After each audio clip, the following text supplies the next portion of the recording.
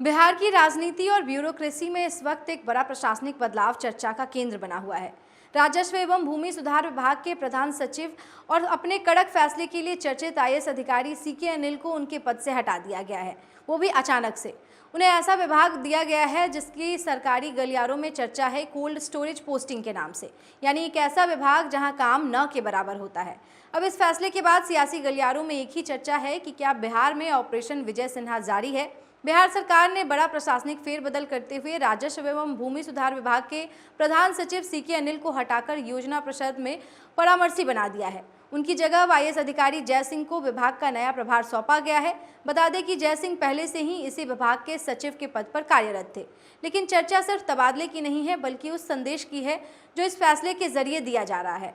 राजस्व एवं भूमि सुधार विभाग बिहार में सबसे विवादित और भ्रष्टाचार के आरोपों से घिरा हुआ विभाग कहा जाता है। बता दें कि 2025 में एनडीए सरकार बनी और तत्कालीन डिप्टी सीएम विजय कुमार सिन्हा को ये विभाग सौंपा गया। उनके साथ प्रधान सचिव बनाए गए थे आईएएस अधिकारी सीके अनिल, जिन्हें सख्त और ईमानदार अफसर के तौर पर देखा जाता है। दोनों ने मिलकर विभाग में ऑपरेशन क्लीन शुरू किया। महीनों से हड़ताल पर गए राजस्व कर्मचारियों पर कार्रवाई की और 200 से ज़्यादा कर्मचारियों को सस्पेंड भी किया गया। साथ ही भ्रष्टाचार पर नकेल कसने की कोशिश भी शुरू देखने को मिली। सरकारी दफ्तरों में पहली बार ऐसा माहौल देखने को मिला तो आम लोग भी कहने लगे कि राजस्व विभाग अब धीरे धीरे सुधर रहा है। लेकिन बिहार में जैसे ही नई सरकार बनी, हालात फिर से बदलने लगे हैं। सबसे पहले हड़ताली कर्मचारियों के खिलाफ किए गए सस्पेंशन को वापस लिया गया। सरकार ने कर्मचारियों को राहत देने का फैसला लिया, लेकिन इसका असर उल्टा देखने को मिला। कई कर्मचारी काम पर वापस नहीं लौटे और विपक्ष के साथ साथ आम लोगों को भी ये मैसेज गया कि सरकार भ्रष्ट कर्मचारियों के आगे झुक गई है।